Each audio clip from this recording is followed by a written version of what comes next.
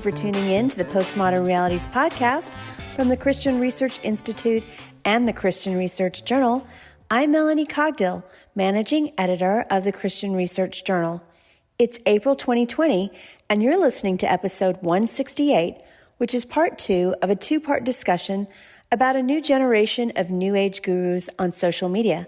Today's conversation is about astrologer Chani Nicholas. On this episode, I'm joined by Lindsay Madenwald. And Lindsay holds an MA in apologetics from Denver Seminary.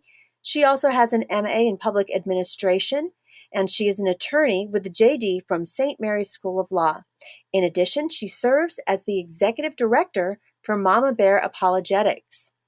Lindsay has written an in-depth online exclusive feature article for the Christian Research Journal, and it's called Controversial Guru, Teal Swan, and best-selling author and astrologer Chani Nicholas bring New Age teachings to the social media generation. And you can read it for free online at our website, equip.org. Lindsay, it's good to have you on. It's nice to be back.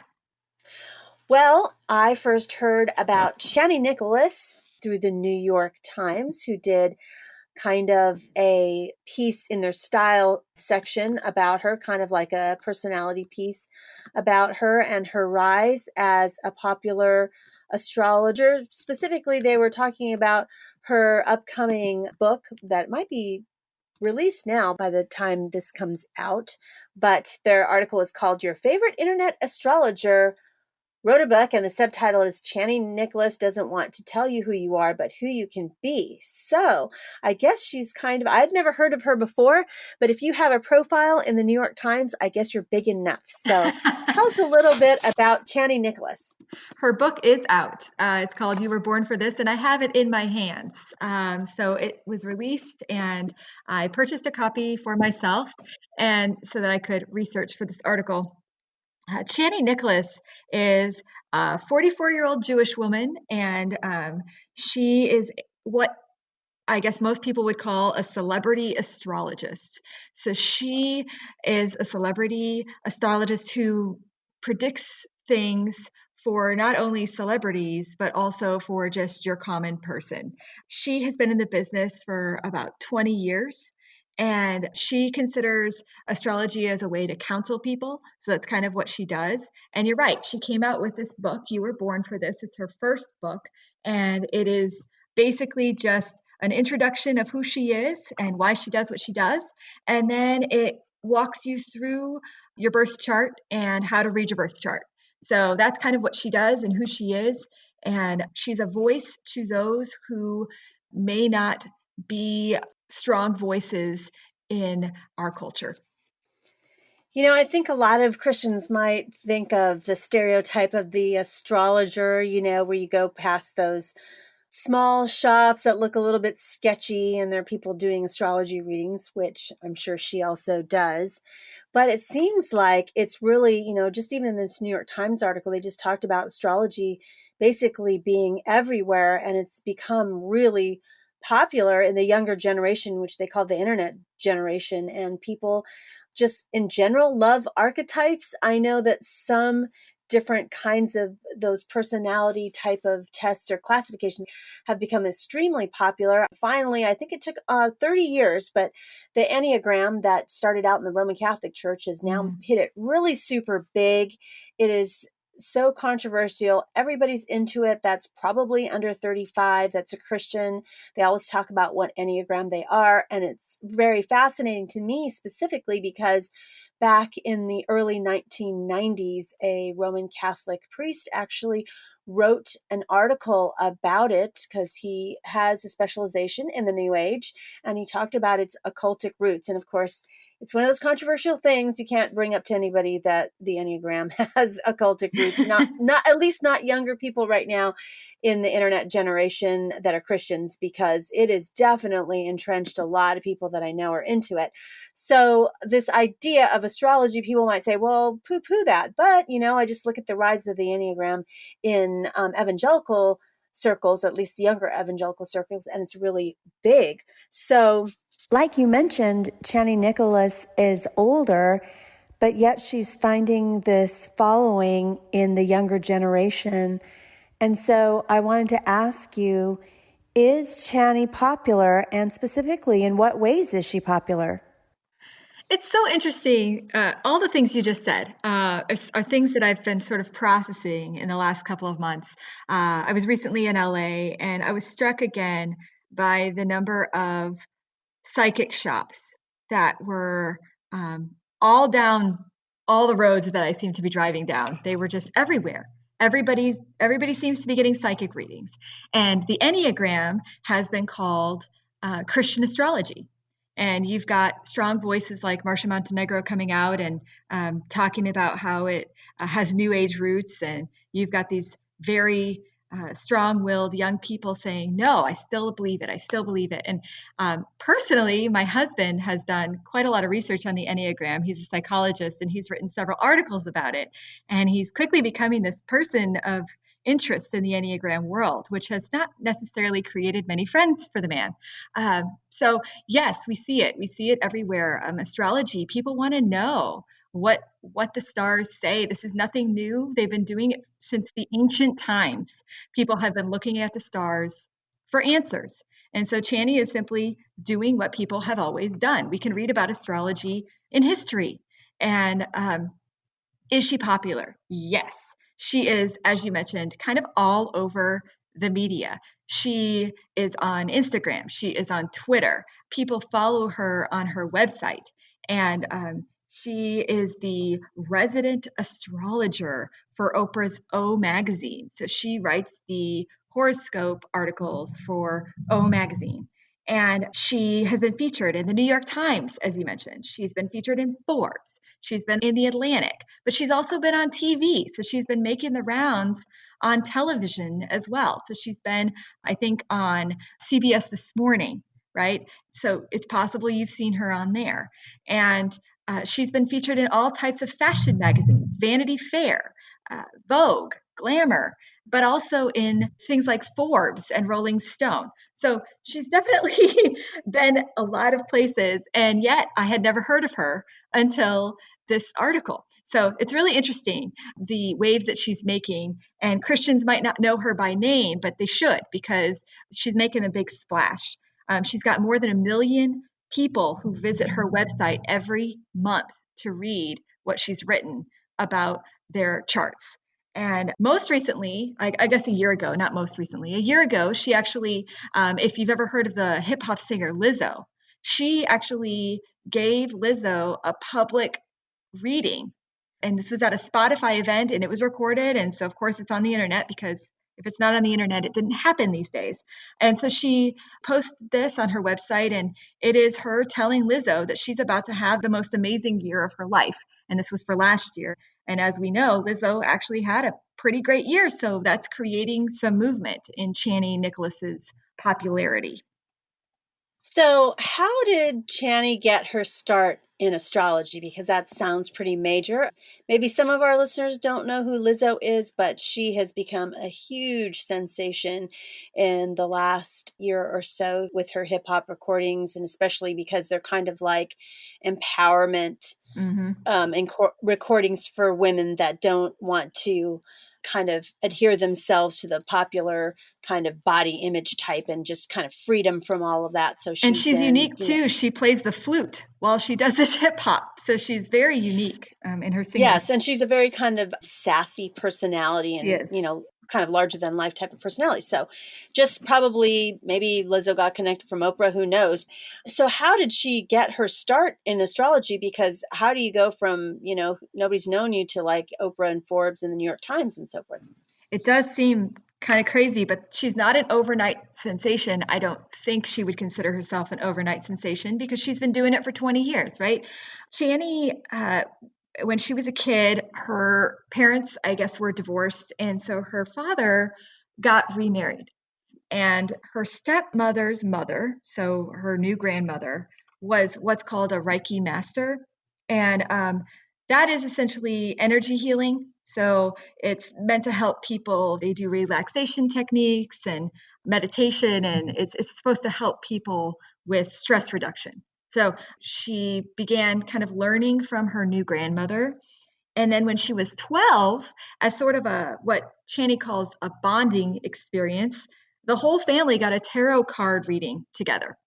And they did it with the intention of learning more about each other. But it does seem like a bit of a bizarre picture to have a 12-year-old sitting around the table with her parents and her grandmother, and they're getting this, their tarot cards read to them. I mean, if I asked my 12-year-old today if she even knows what tarot is, she'd probably say no. It's just not something that I think that most 12-year-olds are in tune with. And of course, we know that tarot is simply just flipping cards and predicting the future based on what card appears and in what order. So the order also matters, according to tarot card readers, which is of course New Age. So she takes this tarot card reading and she's really intrigued. Her 12-year-old self is very intrigued by it. And so they would actually start sitting around the table regularly doing tarot card readings, she and her family. And her grandmother, because she saw that Chani was so interested in astrology and in tarot, she actually gave her a book by this Canadian astrologist named Tana Catola. Tana is, I guess, the main thing Tana would be known for is coming up with this new kind of astrology that reaches the unreached. And it's a more emotional take on astrology. So she wrote this book called The New Astrology Sun Signs. And from that moment on, it seemed like Chani was completely hooked on the world of astrology. She wanted to do it so that she could not only understand herself from that, but so that she could begin to understand her family and her friends and the people around her as well. So, did she always want to be an astrologist?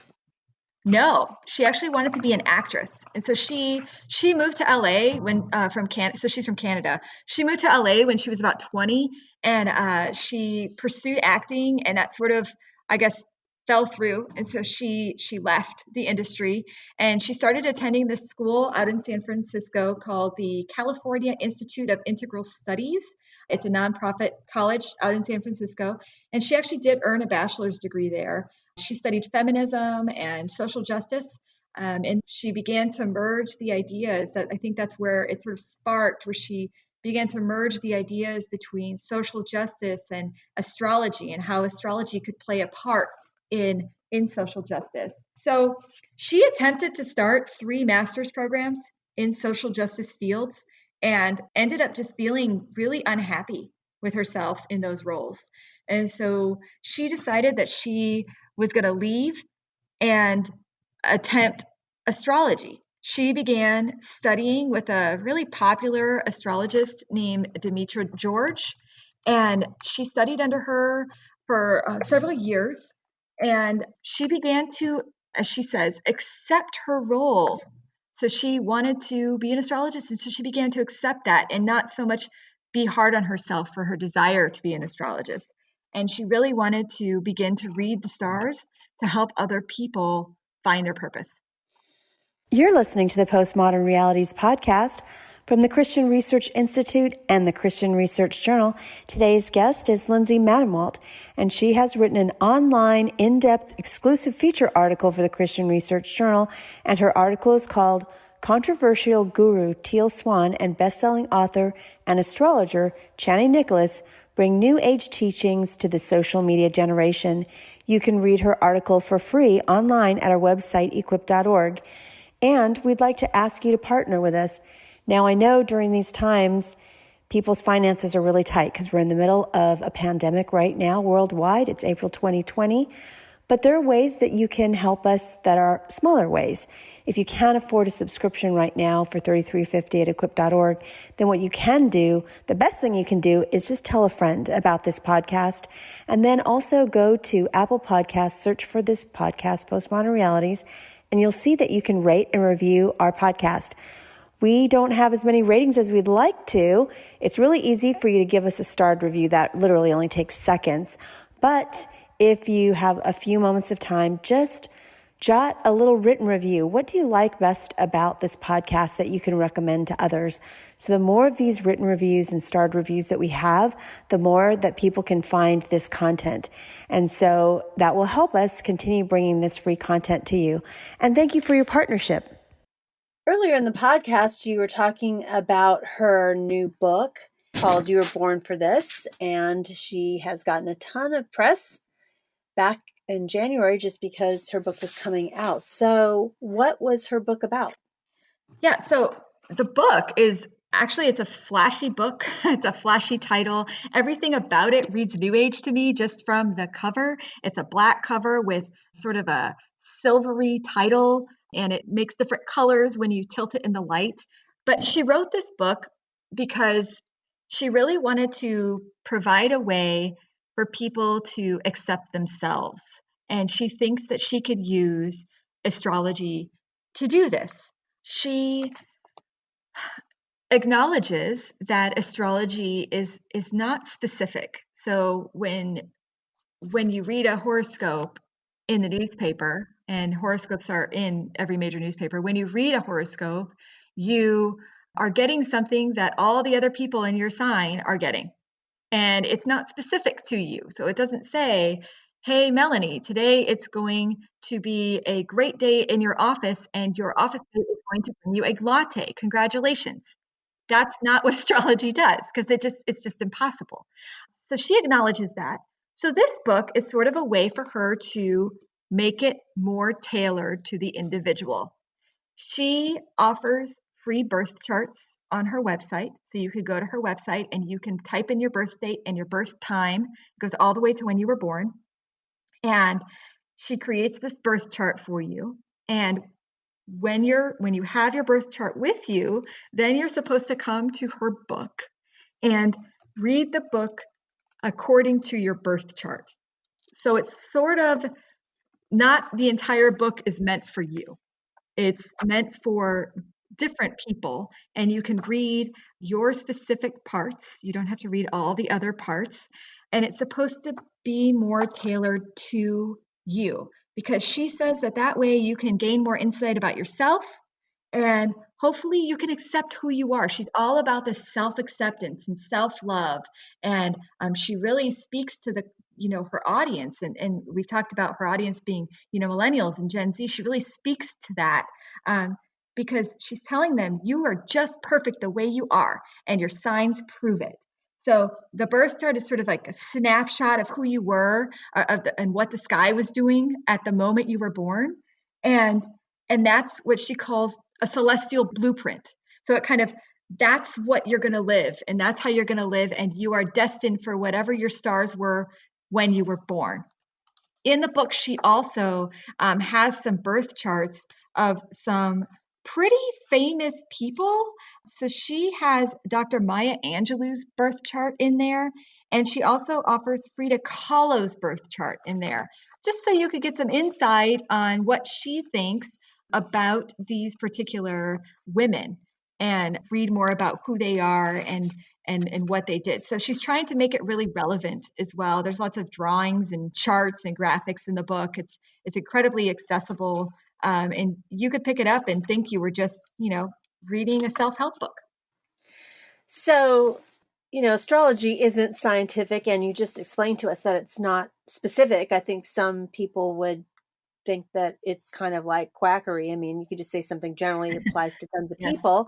But what does Chani say about those critiques of astrology? She acknowledges on both points. She definitely says that it's not scientific, and that it's not specific. I watched an explained episode on Netflix about astrology, and she was actually interviewed for the show. And in it, she makes those claims. She specifically says that, yeah, you're right. It's not specific and it's not scientific. And many other astrologists assert the same thing. And so with her book and your birth chart, she's hoping that she will reach you in particular. Like, she's talking specifically to you. Like, no one else has your chart. No one else probably was, well, if they were born at the exact same time, there's very few people who are born at the exact same time in the exact same space on the exact same date. So this chart is for you, and you can then read it and apply it however you choose. So now it's a choose your own adventure. So here's your chart, here's more information in my book, and now you can look at it as sort of like a reflection of your life. And you get to judge it, and you get to decide if it's true. You get to decide if it's relevant, and you get to decide if you want to use it or not.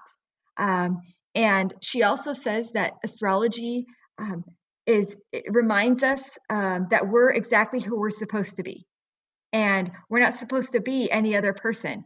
And we can look to the stars, and that proves it. And the life we want to live can be fulfilled if we would just accept who we are. And so you're perfect the way you are, Melanie. You don't need to do anything else. And here's your astrological chart to prove it. And if you're not happy, I don't know why, because you're already perfect the way you are. What's really interesting is you think, how could this even work? But one of the interviews that I read about her new book is that the actual journalist, who wasn't religious or anything, just after reading this book, felt so connected to her because she felt like the entire book spoke to her about her recent breakup. And she just felt like, yeah, I mean, everything she said was totally true. It felt like I was talking to her. She just helped me through this by just reading her book. So, one thing I know is that she has some popular playlists of music on Spotify. So, can you explain exactly what those playlists are, why she has them, and maybe some of our listeners might not know what Spotify is. We are talking, after all, about the internet generation, and Spotify is just an app and a website that is like a audio streaming platform, mainly, podcasts, mainly music, really, and there's some podcasts and so on. And you can curate your own list. You can subscribe to friends who have lists, and also you can find different of your favorite artists on there. And also for a monthly fee, you can, get access to everybody's entire albums of music and stuff. So if we have older people that used to do iTunes, it's kind of like iTunes is dead. Everyone's on Spotify now. So it's a big platform for streaming music and podcasts. So what kind of content does she have on Spotify? Yeah, so she teamed up with Spotify in 2019, and she creates what are called cosmic playlists. So she even won a 2019 Webby Award for the Best Influencer Endorsement. These playlists have been featured on NBC and Newsweek and Forbes and several other places, Pop Sugar. So if you're getting your news on the internet, you've probably heard of Spotify, and it's possible that you've heard of these playlists. Earlier, I mentioned Lizzo and Chani's public reading of Lizzo. That was at a Spotify event, and that was to celebrate the cosmic playlists. A couple of weeks ago, when you were last on the podcast, you talked about different Pew Research polls that have come out that just talk about how many Christians actually, you would think that Christians wouldn't hold to New Age beliefs, but a lot of Christians do agree with New Age beliefs. And you talked about reincarnation and Christians believing in that. So for this week in our discussion about astrology, how many Christians believe in astrology? And so if we have Christian friends, which again, so many Christians do hold to the Enneagram, how should Christians respond to those who hold to astrology? Right. So 26% of Christians believe in astrology. So that's about 1 in 4. And that's why we have to be vigilant. So these Spotify cosmic playlists, they're monthly musical horoscopes, and you might not even know that you're listening to them. You might have stumbled on it by accident, but they're designed around these astrological signs. And she features all types of music genres, and you may just decide that you like the music. But you might not know that you're getting an astrological reading along with that. She includes a lot of independent artists to give them a platform, but there are also a lot of explicit songs on each of the playlists. So you've got to be careful with that. But the goal is to inspire and reflect, and maybe even have what she calls your own personal dance party. So if you're on Spotify as a Christian and you're just listening to different playlists and you stumble upon cosmic playlists, you might not even think that is an issue, but people are listening, and people are reading her material and going to find truth in a world that doesn't offer truth, unfortunately. And I think if we can admit that, a quarter of the church is interested and reading astrology, but not only that, that they believe in it, that they believe that reading your stars is true, that is an issue. Spotify could be a gateway. Her book could be a gateway. And then you just, oh, I'll just read, the monthly horoscopes, and oh, okay. Well, now I'm checking, the daily newspaper for my horoscope. Oh, now I'm getting the apps that give me my horoscope every hour. And that is, really dangerous territory, because we begin replacing truth with this idea of the stars say you're going to be fantastic and all is going to be well with you. So just believe the stars. And we just know that that's not true. Some of your listeners might be interested to know, if we're talking about, the new generation, well, let's talk about the old generation. Former President Ronald Reagan and his wife, Nancy, they were Christians, but they used astrologists to help them make difficult choices in their life and during his presidency. And so that's a really interesting thing to think about, is you've got this professed Christian in the White House using an astrologist to help him make decisions. And we have to remind ourselves that, I don't think people go to astrology because they want to disobey God's plan for their lives. I think, as we've mentioned before, we're just looking for an idea of being accepted. Chani really reaches a chord with millennials and Generation Z. And the reason she does is because she says that, this particular generation is so driven by identity politics.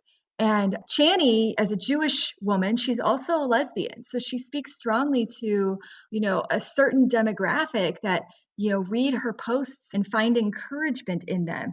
And astrology just seems like one more way for people to identify themselves. This is why people are so obsessed with the Enneagram right now. They want to learn as much as they can about themselves and then hopefully make themselves better. But we're really just grasping at straws and hoping that, we learn something, but there may actually be nothing to be learned from the stars. They may, in fact, just be stars. And I think Christians need to remember that there's nothing new under the sun. The Bible talks a lot about sorcery and astrology, especially in the Old Testament. And the Bible also offers really clear warnings against using sorcery and astrologists. So Isaiah says, in chapter 47:15, they all go on in error. There's not one that can save you. So there's not a single sorcerer that can save you from what is going on in your life. And Christians should really strive to not entangle themselves in astrology and instead rely on God. Our identity, the Bible tells us that our identity is found in Christ, and it's not found in the stars. We are who we are because that's how God made us. And certainly we can acknowledge that we live in a post-truth culture where it's really hard to determine what is truth and what is not truth, and is my truth truth and your truth isn't truth, and truth has just become this really muddy word, and people aren't sure exactly how to define it because they're afraid they might offend. In this case, though, we as Christians need to be firm and say astrology is a falsehood. We know that it's wrong because Scripture clearly tells us that astrology is wrong. So when we are finding that our friends are reading their horoscope, we should gently remind them that the horoscope offers them no truth. The horoscope might be a fun read for them, but just because something is fun doesn't mean that it is good for you, doesn't mean that it is healthy for you. I could go out and eat a dozen donuts because I love donuts, but that doesn't make my life better. It doesn't make my body stronger and healthier. And we need to really treat our hearts and our minds in the same way and fill it with truth and not with lies. Well, finally, I want to end with some fun rapid fire questions for Lindsay. So, Lindsay, I know you live in Texas. Tex-Mex or Texas barbecue? Tex-Mex 100%, although everybody seems to serve Texas barbecue here. Are you an introvert or an extrovert? I'm almost on the full end of an introvert. It's really uncomfortable for me to be in places with a lot of people. Would you consider yourself highly organized or easygoing and go with the flow? Oh, you should have my husband answer this question. I'm definitely highly organized. I have multiple planners, multiple calendars. Life is planned, not down to the minute, but definitely down to the hour. And do you know how to change attire? Yes. It's not something I would enjoy doing, but yes, I do know how to change a tire. One of my questions that I usually ask is, would you like to do your taxes or jury duty? But since you're an attorney, I omitted that question. I'm not going to ask attorneys that question. I would love jury duty. I would never get picked for it, but jury duty would be the best. Well, thanks, Lindsay, for being a guest on the Postmodern Realities podcast. Thank you, Melanie. You've been listening to the Postmodern Realities podcast from the Christian Research Institute and the Christian Research Journal. Today's guest, Lindsay Medenwalt, and I have been talking about astrologer and author Chani Nicholas in part 2 of a 2-part episode on New Age teachers. And she has written an article that is quite in-depth for our journal on these teachers. You can find it for free online at our website, equip.org.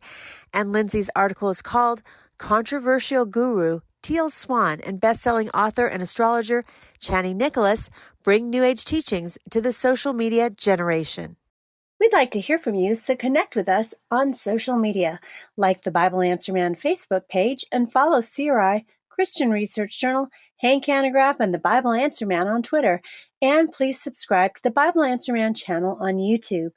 If you like this episode, please subscribe to the Postmodern Realities podcast on iTunes, and please rate and review our podcast. When you rate and review our podcast, it helps others see our content. And please share this episode on your social media accounts. Be sure you tune in daily to the Bible Answer Man broadcast, hosted by CRI President Hank Hanegraaff, who answers your questions live on air. To ask Hank a question, call 888-ASK-HANK, Monday through Friday at 6 p.m. Eastern Time. In addition, head to iTunes and subscribe to Hank Unplugged, Hank's audio podcast. Follow Hank off the grid, where he has in-depth conversations with some of the brightest minds discussing topics you care about. So until our next Christian Research Journal author conversation, thanks for listening to the Postmodern Realities podcast.